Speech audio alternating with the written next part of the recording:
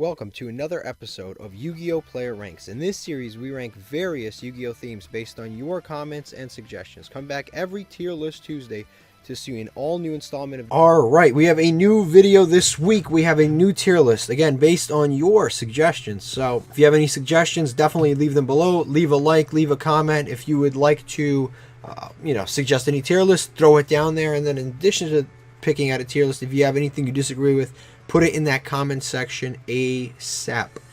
We love the comments. So let's get started. Today we are doing an archetypal. I'm sorry, not archetypal. We're doing an attribute tier list. No archetype today. We are rating all 7 attributes, really 6 attributes, but we'll get to that based on how good or bad that they are. Let's start as soon as possible. First of all, we've got Dark. Without question, without debate, Dark is an S tier. Best foot first. Yeah, best foot first. We just happen to... This is the best attribute in the game. It just happens that we put it in this order. Best 100% the best attribute in the game. The best decks in the game. The best generic monsters in the game. The best generic spell or draw cards in the game. Overall, just the best in the game. Even if you look at the game in the last year, for example, you have Deepsea. That was a tier 1 deck. You have tearlaments right now is the best deck undisputed in the game is tearlaments, and it is... Konami will go out of their way to make monsters that shouldn't even be dark into dark monsters. That's how bad it is. Sky Striker Ace Ray is a dark monster. Why? Nobody knows. The tearlaments, despite all being mermaids, are dark monster. Why? Nobody. They live under the they live in the ocean, but they are dark monsters. No matter what, Konami seems to spin into a direction where every good card seems to be a dark monster. What are some other dark decks that... Throughout the years, there's like shaddolls, which have been like randomly popping up and again. Burning Abyss, fan favorite. Never go away. Yeah. Predaplants recently have been they were splashed with branded, right? Branded, yeah. and the pendulum monster is like it's like a polymerization, so you can use it in tearlaments. Even better. And any fusion deck. The predaplants rear their ugly heads. Rockets, orcust a couple years ago. Orcust, that was a lair. Lair. I mean, we could just... Lair's scary because it makes everyone dark. Yeah, it makes everyone dark. It makes everyone better. Yeah, it makes everyone better. No, Dark is by far in a way that we've only named decks from the last couple of years, and we haven't even named all of them. Sprites. A lot of them are dark. Their best monster is dark. Yeah, some of them are dark, yeah. Yeah, their XYZ monster is a dark monster. Some of the best cards. Allure of Darkness is a card. There's obviously... It's for darks. It's for dark decks. It's one of the best draw. Dark Arm Dragon. Dark monster had a whole deck built around them. Yeah. Which is insane. At the time, I don't think they had anything to search him, did they? No, you just kind of drew him into him. But with Allure. With Allure, yeah. But And one of my favorite pieces of dark support, the viruses. The viruses, man, I almost forgot. I don't think any archetype has anything close to that. Like as destructive as like literally. Yeah, get out. What's it called? It's just it's those viruses so are crazy. Crush card, uneroded Crush card is one of the greatest Yu-Gi-Oh cards ever printed. It's like a top 10, if not a top 5 Yu-Gi-Oh card ever. And it's not a trap card. Traps are inherently the worst of the 3. But even on a trap card, it's still one of the best trap cards ever. Crush card, Deck Devastation, Eradicator. These cards was at 1 for a solid amount of time. Deck Devastation was at 1 for a solid amount of time. I didn't even know that. it came out and it was put to 1 immediately. In GOAT format, it's at 1. It got put to 1 after a month. That card was crazy. All the viruses are just insane, except for Grave Virus. Oh, yeah, not insane. Yes. What was that, plant killing virus? Whenever you search a virus, that dumb one. The plant, yeah. But all those tribute darks, except for grinning, are insane. The viruses are crazy. Obviously, all the generic dark support is insane. They had an entire pack called Phantom Darkness. It was just made to support. It was literally made to support darks, and at that time, dark was already the best type. It was already the best attribute in the game, and then they were like, let's give them more support. And then they have monsters that are foolish burials for other darks. Armageddon Knight, Dark Greffer, things that other attributes would kill for. And they're loopable too. They are loopable. They're not once per turn. Yeah, they're not once per turn. No, but Dark is the best attribute by far in the entire game. Next is divine. Divine. And we didn't even go into chaos. Oh, chaos, yeah. The greatest like mixing of two archetypes is light and dark. They tried something of chaos with like wind and earth and water and fire, but they made like two monsters and like we don't want to do this anymore. But with darks and lights, it's just insane. You have Chaos Emperor Dragon, you have just BLS, Chaos Sorcerer, and then with the newer days, Chaos Valkyrie or Valkyria or whatever it was, Chaos Creator. If you started writing a list, your hand would hurt after like 15 minutes. There's just endless things that you could write about dark. It's too good. It's too good. Next is Divine. Divine is an F tier, not because that the cards are like particularly bad, but there's literally like 5 cards. So you've got the 3 God cards, Slifer, Obelisk, Ra, right? They've all got their own issues. We can all understand that. They're not, TV show God cards. We're talking here, off the charts actually. It's not even on the list. But reality God cards kind of trash. Slifer has like a cool floodgate effect. Obelisk used to be the best, but a 4,000 monster that can't be targeted really isn't that good in modern Yu-Gi-Oh anymore. And then you've got Ra, which is Ra is an entire mess of a card in itself. And then the only like legitimately decent card is Raw Sphere mode, which when Raw Sphere mode comes out, it means that the format is very unhealthy. So when you have a format when your opponent can make like 4 negates on monsters, then you bring out Raw Sphere mode and you give it to your opponent as a nice little gift. That's just a good example. That's basically like a warning sign of a terrible format. That's about it. It's just a super duper kaiju.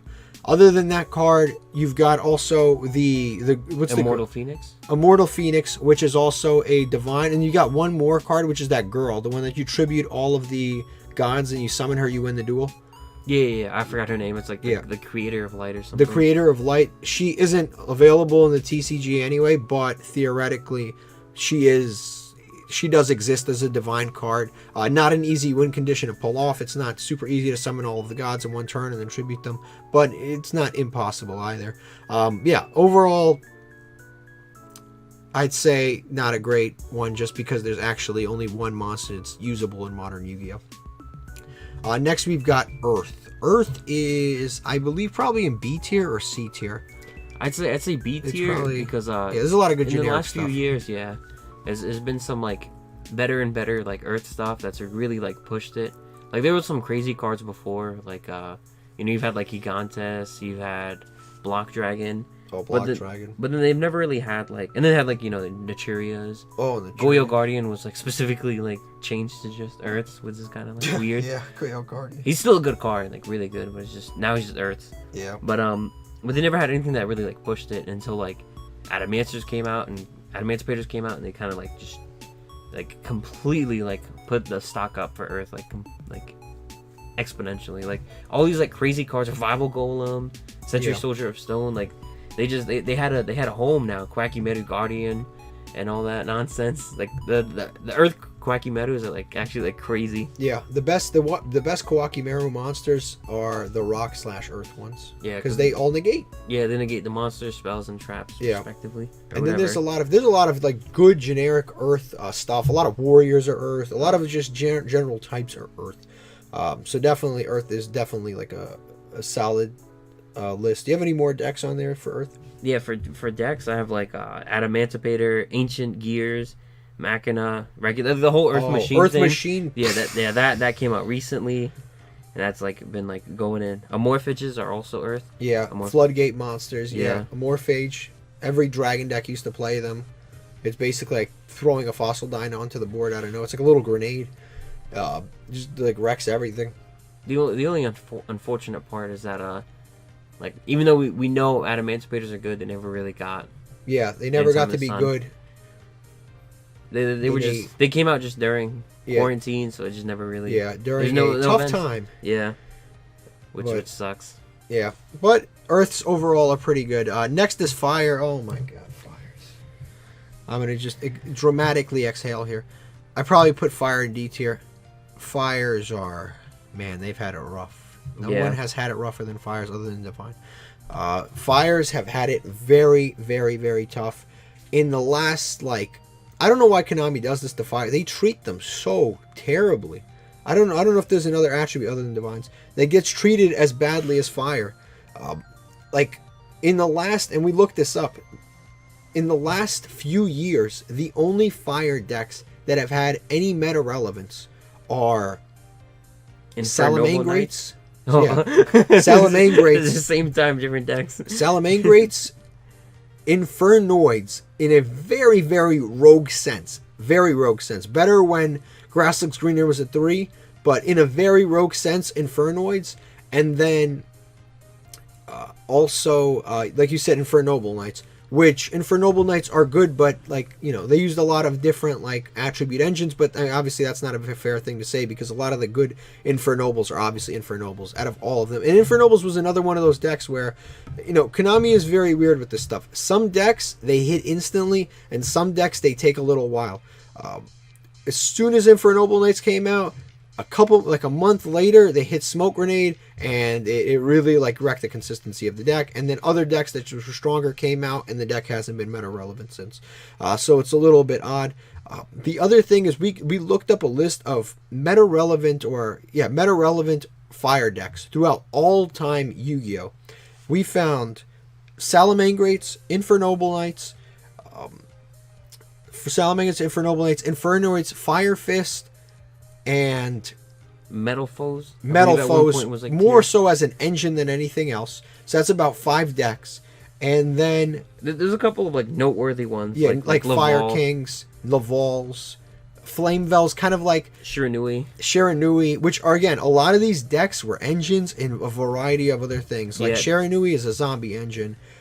Laval, if you're using it at all, is mostly for like a little synchro engine / Laval chain. If you're using Flamevels, it was again more of like a little bit of an engine. Now the only Flameveil I know was being used because it was just too good of a card to leave out was Flameveil Guard.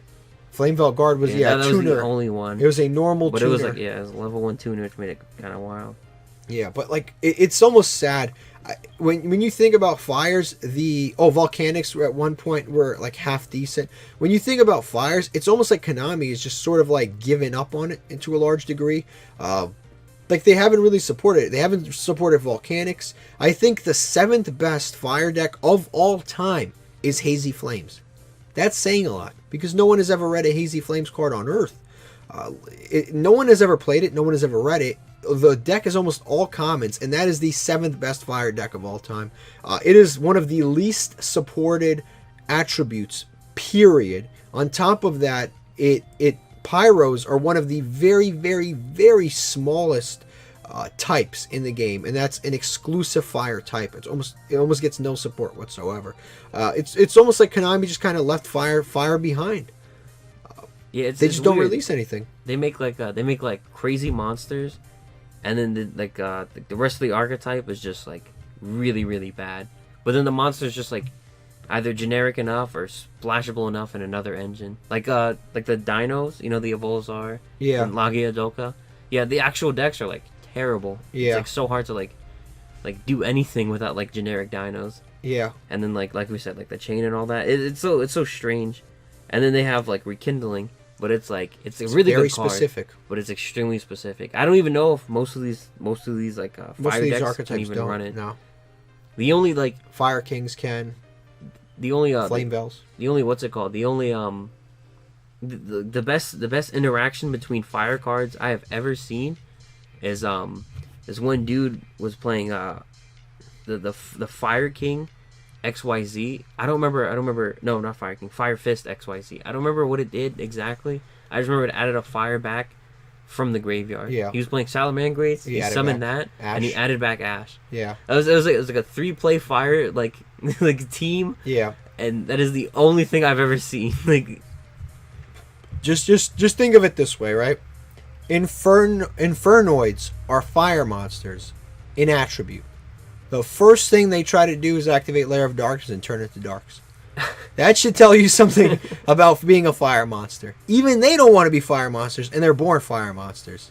There's a lot going on there. It's self-hate is what we call it when the Infernoids try to change as soon as they're born. And then one last goofy thing about fires is that they're not even a good burn deck. Traps are better.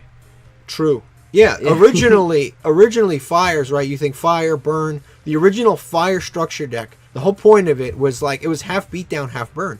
But I don't know if that flopped or what happened, but the water one was just head and shoulders above because they had Legendary Ocean. They were actually a good deck, whereas fire was just a disaster. It was like, oh, you lose a fire monster, burn your opponent for 500. Great. Now I have to do that 20 more times. That'll be fun. Yeah, it's just fires were left behind by Konami. I don't know what they're going to do with them. Hopefully something soon, because pyros are in the dust. No one's heard of them. It's almost like this generation doesn't even know what a good fire monster is, other than Salamangreats. And Ash. And Ash, yeah. They activate Ash. They probably don't even think, this generation probably don't even think Ash is a fire monster. They probably think it's like an Earth. Yeah, it's a disaster. Next is Light. Light is A tier. Definitely one of the best types in the game. It is, we talked about Chaos earlier. This is the other half of Chaos, right? Light, Dark. On top of that, Light has very, very good types that are available in its attribute. So Lights include fairy monsters. Light includes warriors. A lot of machines are light, and a lot of spellcasters are light. The most populous types in the entire game are warrior, spellcaster, and machine. Those are the three most populous types. Oh, and dragon. Three most populous types in the entire game are those four things, and dark and light. Most of those four. But dragon's like the most. Yeah, dragon's like. I think there's more warriors than anything else. Really? Yeah, I looked at this a long time ago. It might have changed because obviously they released a lot of cards, and I looked at it like 2 years ago. But the four most populous types are spellcaster, dragon, warrior, and machine. Those are the most populous types. I think warrior has more than anybody. I didn't know. But a lot of the four things that I just stated are shared between light and dark.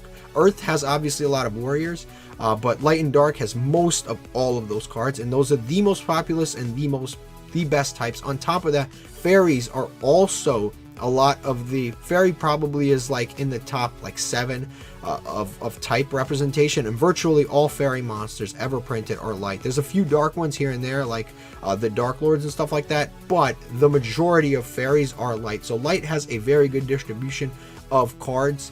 It doesn't have as good generic support as dark. It doesn't have like allure. It has a draw spell that's not quite as good. It has it doesn't have like the allure and stuff like that, but it has a lot of very good monster representation. In terms of generic card, what are we thinking? Like Honest is out there. Yeah, Honest is like one of the best. Yeah, one of the best. But the thing is, Honest got power crept. That's the thing. Honest was really good. True. But he got power crept. He's still good in, like, if you're playing like a counter fairy deck, okay, cool, he's still really good. But like, there's Dark Honest, and they don't even use it because Darks are, you know, they're on another level. But like, that was a very good card for a very, very long time. Honest. That's one of their best support cards, and that's the other thing. Like, see, like Lights got their own pack. Dark's got Phantom Darkness. Lights got Judgment of the Light. And they got Light of Destruction. They got a few different sets. What else do you have for generic light support? For generic, I guess Zeus is more like an XYZ, but he is a light. He's a light machine as well. Constellar Belt. I think it's a really good generic light card. It's a continuous spell, and then like none of your light monsters' effects can be negated, which is like pretty wild actually. I had a couple Photon Lead. I don't remember what that did off the top of my head. Photon Lead, I think it special summons from your hand a fairy monster. Yeah. Nibiru's Light, Vanity, not Vanity's Fiend. Vanity's Fiend, I believe, is a dark, but Vanity's Emptiness, and Christia are lights. They have like some like lock you out kind of. Oh, Christia, yeah. There's a lot of floodgates, fairies, like lights. Lights got a lot of stuff going on. Yeah, and then like fairies are like negating and stopping you from doing Drytrons. Stuff. That's almost a mono type deck. You could probably run Gozen match in Drytrons. It wouldn't matter. So many lights. Yeah, for light decks, it's blinding. I have like an insane list for light deck. I don't know why I went so hard for this. There's Herald, lightsworn. It's in the name. It's hieratic. Hieratic, even though I haven't seen hieratic in a while, but Heavenly Spheres is like every dragon deck. Like insane. Yeah. You build a dragon deck, hieratic seal is right there. And you can't start or stop without it. And hieratic seal being a light comes up pretty often because it enables like chaos blaze. Because the better dragons are usually darks. Mm-hmm. So like hieratic being a light really like changes things up. Yeah. Blue eyes, which I realized. I put blue eyes for lights. I didn't put red eyes for dark. I don't know. you would think me of all people, right? Yeah. But what's it called? Cyber dragons and ABCs are like really crazy light machine decks. All the Artifacts. Yeah, all the Kaiba decks. Yeah. Artifacts. Oh my. Artifacts. Haven't we Even though they're not really suffered a deck, enough? But like they're as an engine, bro. They're like they're not really as an engine. Like one cards here and there. The package. The tellarknights. Oh, that was like a whole era. Constellar, Satellar. It was confusing to even keep track of it. Bujins. Let's not talk about things that don't exist. Keep going. Galaxies. Drytron, Galaxies. Oh my god. Dogmatika and eldlich. Oh, the dogmatika. The eldlich. Now, light is insane. Light is insane. I would almost want to put light in S tier. It's that good. But it just doesn't. It's hard to like. It has a lot of good. Dark. Yeah, dark is just on. Konami loves dark, but it makes sense because what are we talking about here? We're talking about monsters. Monsters come out in the dark. This is what it's all about. They're monster cards. They're evil. That was the origin of Yu-Gi-Oh. They were Cretans.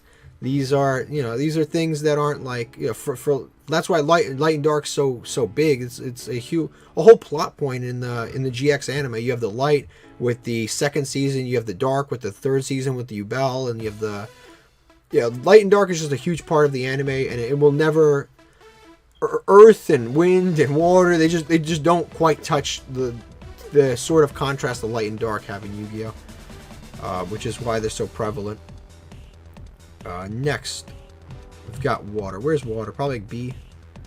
I'd say B, but under Earth. Under Earth. Yeah, I think Earth has just had like I think it's just had more time in the sun. Yeah, more time in the sun. That's what I was gonna say, but I didn't want to say it because the sun is kind of weird for Earth. It's the Earth touches the sun. The sun touches the Earth. The Earth touches the sun and melts. Water is pretty crazy. So water has a lot of good support, good generic support. They have a lot of various decks that have been meta relevant. But again, it's like it's a sad situation when you have tearlaments come out and they're clearly water monsters, and Konami's like, psych, we're gonna make them dark. It's pretty sad. So you've got a lot of different water cards that are really good. A lot of different water attributes. Not water attributes, water archetypes that are really good. So you've got like mermails and frogs, Paleozoic, sharks, fish. You've got Crystrons. Umi stuff, Crystrons, deepsea. That came out with new support recently. Gishki, that's nekroz. Gonna happen soon. Nekroz, yeah, I remember that. That one was like that dominated all of 2014. Marincess, not as dominant. Maybe they'll be good one day. That's the tagline of Marincess. There's two taglines there. There's Marincess. Maybe it will be good soon. That is like Marincess the deck, and then there's the few, the proud, the Marincess. That's about it. Marincess are. They may be good soon. But they do. I will admit they do have some really good cards. They do have some. I don't know what they're missing, and every time their new supporters announce, they always say this is what they were missing. Yeah. There's always somebody out there. But then once it comes out and once they start playing it, they go, we're still missing this. We're missing this next card. But when this next card gets here, you better get ready. Yeah, that is Marincess. Pretty soon they're gonna have like a 40-card main deck with one-ofs that are all different Marincess cards. And a 15-card extra deck that are all different. And they're still waiting for one more card to release. They're still waiting. But and of course, the penguins.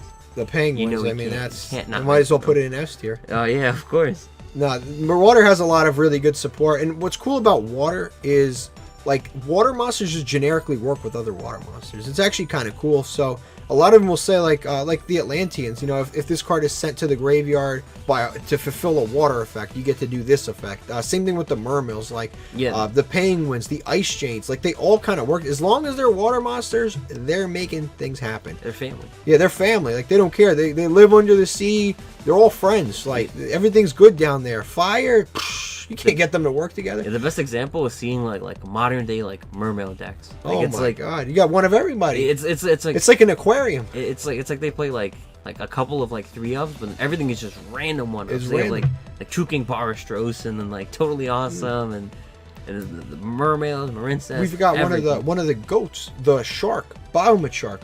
Oh, You get 2 any level 4 water monsters. All of a sudden, you got Toad coming on board.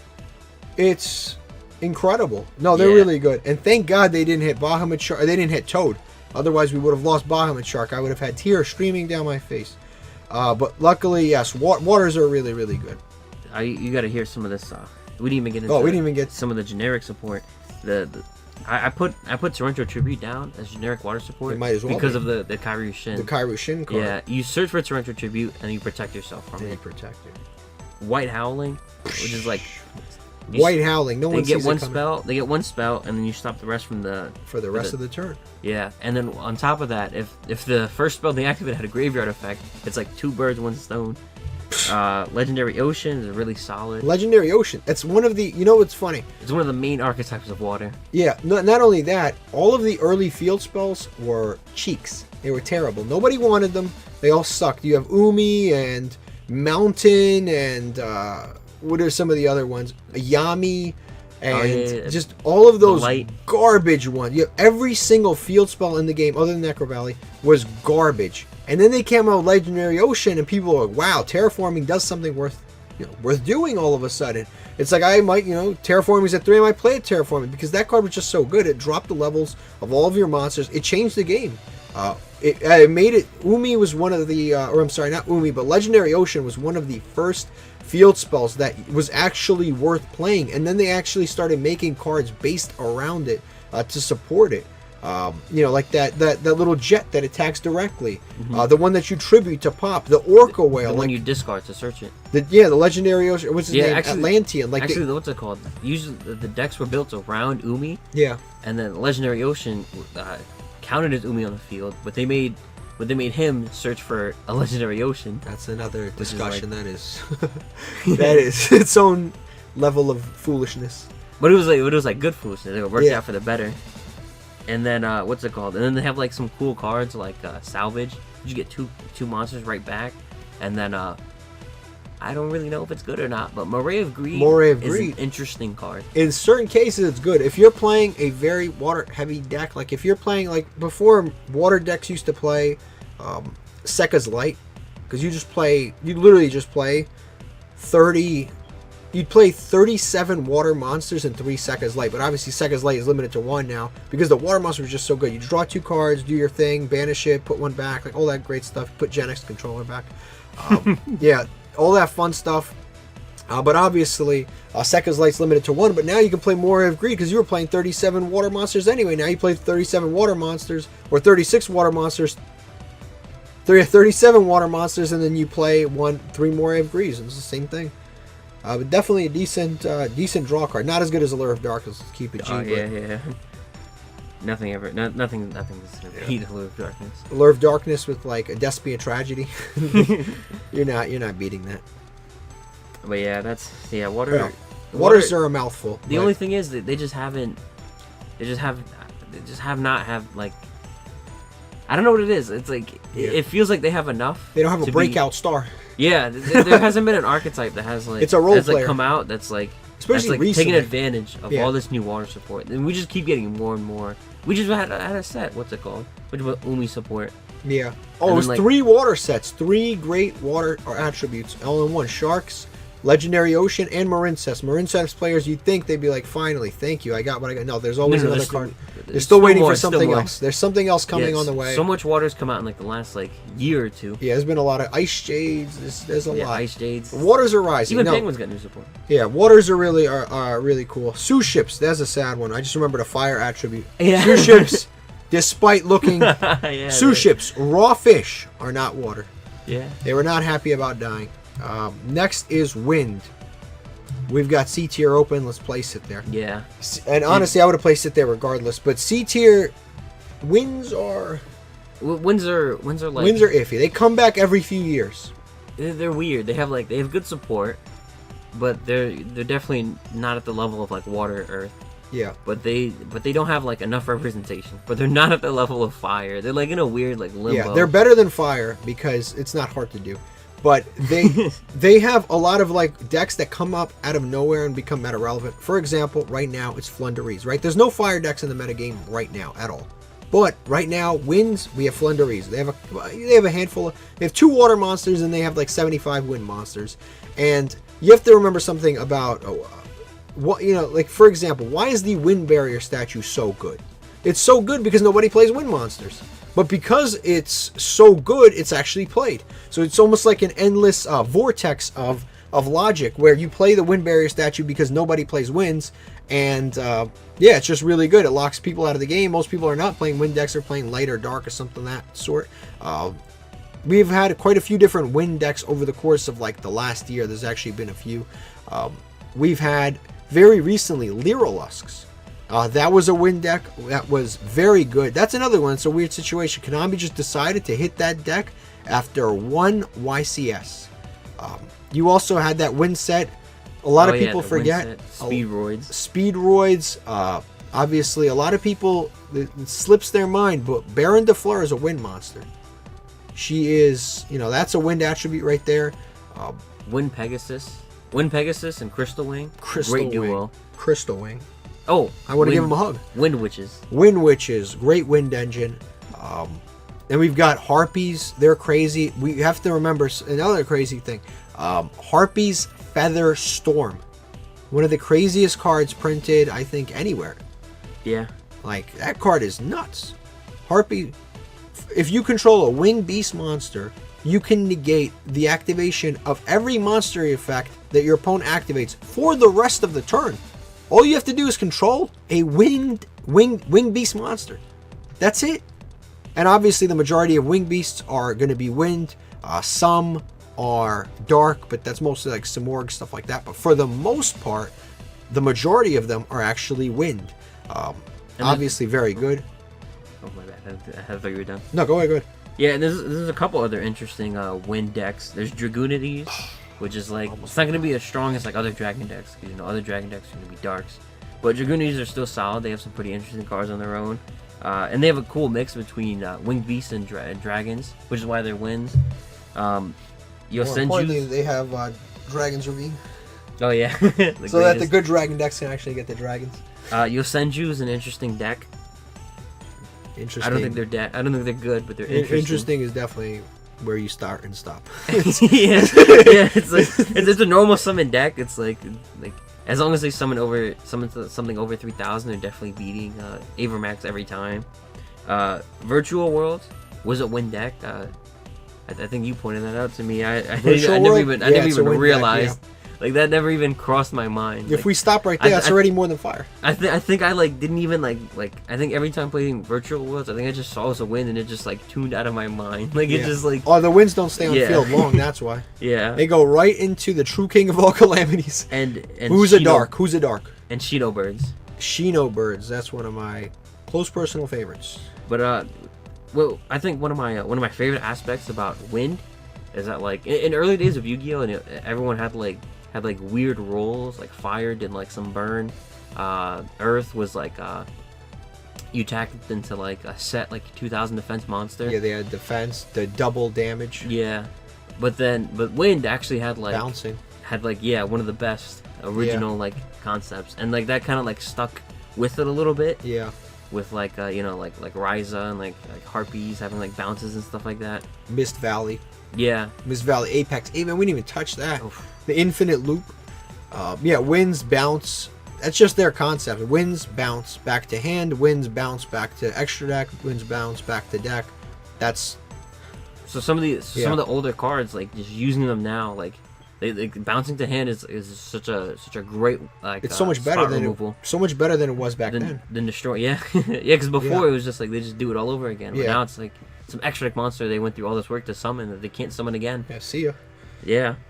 And then like some generic wind support, the Mecha Phantom Beast boss monsters. You forgot all about it. Well, I forgot. Well, you had it written down. What's it called? Well, the main monsters, sadly, other than like O-Line, are just, and the what about Oregon? He's wind, right? But all the they're all wind. Yeah. So all the Mecha Phantom Beasts are wind. Like, how long? How much did they abuse those cards for the last 2 years? And then what's it called? And then in Dragon Ruler format, they were using up what's his name? Dracosac. Dracosac, yeah. He's your friend. Yeah, that's my best friend. Maybe even my lover. Like he's insane. Like you get two tokens during Link era, and during XYZ era. No, I mean now. Oh, like, now, like yeah. now, like. Oh, you go into an IP, forget about it. Yes. And then Doom Eagle. Doom Eagle's the Link 3 with like quick effect. You shuffle back a monster. Oh, Doom Eagle, yeah, graveyard, yeah. And if they have no monsters, he doubles his attack. Pretty solid. Some of the Tri Brigades are win. Nerval. Yeah. There's a lot going on. Leviair, the rank 3, who detach, bring back from banished. Yeah, summon a banished. Quill Pen of Goldos. I don't know if you remember that one. It's like an equip. You can like shuffle. I think it was an equip. It was something like that. But it was like you shuffle like no, it wasn't an equip. I'm wild.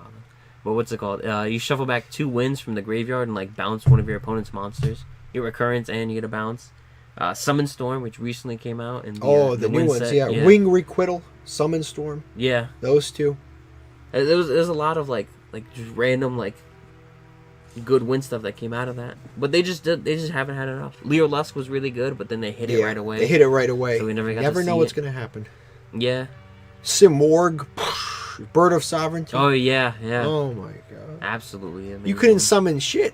And on top of that, you couldn't target anything. Yeah, the wind statue has been kind of ruling the past like 2-3 years. See, that's the crazy thing about wind. The worse it is, the better it gets. That's one of the things that the other ones don't really like. It doesn't account for the other ones. Literally, the worse wind is, the better it gets. Because less people play wind, so wind barrier statue becomes better. Like if you summon a dark barrier statue, nobody cares. Nobody cares. They look at you like you're stupid. You wasted your normal summon on that. You summon that. What did you think you were gonna do? They just keep they play. They just full combo with tearlaments. They laugh. But you summon a wind barrier statue. It's like, oh my god, thanks. Yeah, nice. It's like a summon limit. The best kaiju is like what's it called, the water one, Gamma Seal. But like I feel like ever since like Simorg and Flew Under Reese, the wind kaiju has just been more sought after. It picked up. Yeah, like because this is one of the only ways to out the thing, statue. Yeah, without activating anything, without dealing with any negates, you tribute over the statue, yeah. Because if you commit your normal summon against Flunderies and they, you get ready for 5 minutes of gameplay on your turn, and including bouncing your normal summon with Ryza. Never mind, put it on top of your deck. Draw it next turn, we'll bounce it again. It's never fun playing against Flunderies. Actually, Flew Under Reese actually has like some solid win support. They got the Ryza. That's the first thing we mentioned. Yeah, I never even peeped that. I thought it was just the wind statue. No, they play a lot of different wind. Apex. Yeah, they play Apex. They play all that. They play certain decks. They play the Harpy, the one that bounces. Harpist. Huh, I never seen that. I've seen some Morg mixes. Yeah, they mix some more additional normal summons. Obviously, the trap card Harpy. Featherstorm. The Featherstorm. Featherstorm is crazy. If you control a Harpy, you can activate it from your hand. You don't even have to deal with hand traps anymore. All you have to do is just summon the Harpy Link 2. All it is 2 wind monsters. So it's that easy. Summon 2 wind monsters, link into that. You try to do something, your opponent. You do something, your opponent tries to ash you. Psych, negated for the rest of the turn. They can't activate any more hand traps. If they do, they're negated. If they try to Nibiru you, well, maybe next time. But yeah, that's about it for wins. Very good in a lot of ways, but again, like it's good because it's bad. Yeah, some of the worse the archetype is, the better the barrier statue is. Yeah, the best barrier statue is the fire one. Yeah, that's what made. How do you summon it? That's what made Volcanics good, because you can Ties of the Brethren, summon the fire statue. How do you summon the fire barrier statue? Can you imagine summoning the fire barrier statue against tearlaments? What do they do? Normal summon. What? Yeah, that. But no, that's because they have no way to stop. They have no interruptions. Yeah. Infernos don't even want to be dark. No, fires are a disaster. What are you looking? What do you think should happen? What is some support that they should release? I don't, because we always say this is a little tough one, because this is a new segment we're trying to add. What is some new support they should release? Obviously, they should release some fire support. Honestly, and like wind. These are the ones that really need like more support. The Bird of Sovereignty getting hit was a huge hit for wins. As for fires, they need something. Yeah, throw them a bone. Yeah, like give them volcanic something. I feel like everything eventually gets something, right? Like fusions got predaplant, synchros got needle fiber, Everything. The XYZ's got Zeus, rituals. The gishkis are moving up in the world. Like everything is getting something. Darks, lights, earths and waters we talked about. Winds recently had the set. Fires, they haven't had a set. They haven't had anything. They haven't had like some boys back home do something. When are they getting a duelist pack? They should get a main set and a side set. They should get like 3. They should get a tin. They should get like, it should be like affirmative action for fires. They should get like 3 years of just nothing but support. They have nothing. Yeah, and like I don't even know this because the fire like attribute decks are like they're so like sporadic sometimes. It's hard to say like what generic support, like what generic fire support could tie Suships, Infernoids, and Salamangreats. Like those 3 decks are like so different. It's hard to say, but it's really like do they need more monsters? Do they need more spells? Actually, a duelist pack I think would be pretty cool, because you have Axel with volcanics. Mm-hmm. And I don't know who else, but you have Axel with volcanics. The dude from Vrains with Salamangreats.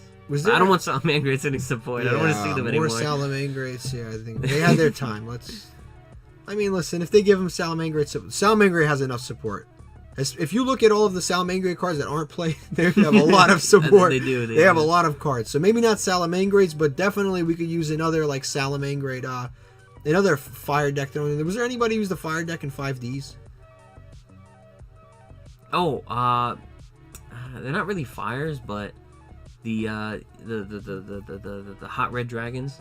The red dragon some of abyss. them are fire. Yeah, right? some of them are fire, some of them are dark. The better ones are dark. I wouldn't. Maybe they release some of the fire ones. The better ones are dark. The better resonators are the dark ones. Yeah, that goes without saying. Yeah. The better ones are going to be. Maybe they release a couple of fire ones. And then in Duelist Kingdom, did anybody ever use a fire deck? You're asking some of the hardest questions. No, this is like serious brainstorming.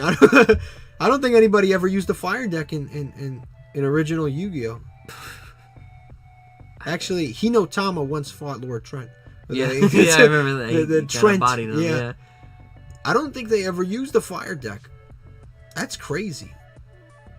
You know what else? You know what bothers me? Blaster, the fire dragon ruler. Yeah.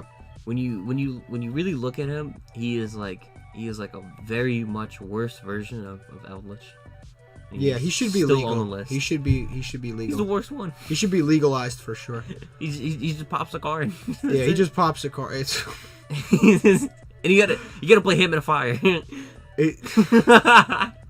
What are you discarding? Ash to pop a card? No. It's a rough situation. I don't know, cause fires are just because even with like generic stuff, like True Kings and like the cataclysmic guys, like there's some archetypes that just have generic stuff that's good for other types, like the fire, like True King, like he banishes a monster. It was just like pretty decent, but like Barbatros is just, I think, is just better. Like non-target gets rid of 2 back row. Like going second, that's like insane compared to a monster. Honestly, and then you had it's easier to have 2 waters, or you have to destroy 2 others. Easier to destroy 2 waters than it is to destroy two fires. Yeah, which is a big part of it too. I don't know what they can do to. We just need like every one of these dark or fire attributes just needs a new card. Like, you know what? They just make a bunch of they just make a new dark meta deck and they just make it fire. Yeah, take one back. Yeah, that's take one back. That's what they do. Just make. I don't even know what you would make. What's a new dark deck? I don't know what it would be, but that's something that they would do because it's like at this point, like a new wave of rockets, but they're just all like fires. Because this actually would be worse because then some of the rockets lock you into darks. Yeah. No, it's really sad because fire is such a cool attribute, but it's almost like Konami just forgot about them. Yeah. It would be nice if they just like released just every one of these attributes. There's not a lot of fire attributes. We'll say that right away. If they just gave each of them like 3 new cards, yeah. They gave Hazy Flames 3 new cards, and when I mean new, I don't mean like new, but written like really poorly, like new and they're actually good. You know, you give 3 volcanic cards. You create definitely Fire Kings. Fire Kings were always my favorite fire deck. Give them some new cards. Every fire deck just gets a couple of new cards. I think that would be really cool. I think that would be probably the best way to fix it because, again, it's in such a disastrous state right now. The only playable fire deck, like, I almost want to say Salamangreats, but again, Salamangreats is like, you're not beating tearlaments 9 times. Like, most of the time, tearlaments going to beat you. They're going to outpace you. They're going to outgrind you. And Infernoids always has a chance to win, but the first thing they do is drop a Lair of Darkness and give up the fact that they're fire monsters. Yeah, they're a little gimmicky. Like, if you play I don't even know how Infernoids play regularly. Like, if they don't draw Reasoning or Monster Gate, you just kind of just body them. But then, like, if they see that, they just kind of destroy you. It's like, no questions asked. So it's kind of rough to say with those guys. They need Reasoning at 3. They don't even need support. Yeah. They need Monster Gate, Reasoning, Grassix Greener at 3, and we can have a discussion. And then, like, I don't even know the current state of Infernoble Knights. I don't know what they're doing. I don't know what life they're living. Oh, Infernobles, yeah. Ever since that smoke grenade got hit, they went into hiding. They went back in time. Yeah. We haven't seen them. Yeah, they went back with, like, regular Noble Knights. Yeah. They've just... No one's seen Noble Knights since that smoke grenade got hit. But, yeah, that's pretty much it. If you guys have any suggestion, that was a long rant. Yeah, if you guys have any suggestions, definitely put them in the comments below. If you think that there's any way you can fix some of these attributes or nerf some of these attributes. I know a lot of you guys are big on nerfing. Yeah, definitely put in the comment section down below and have a fantastic day.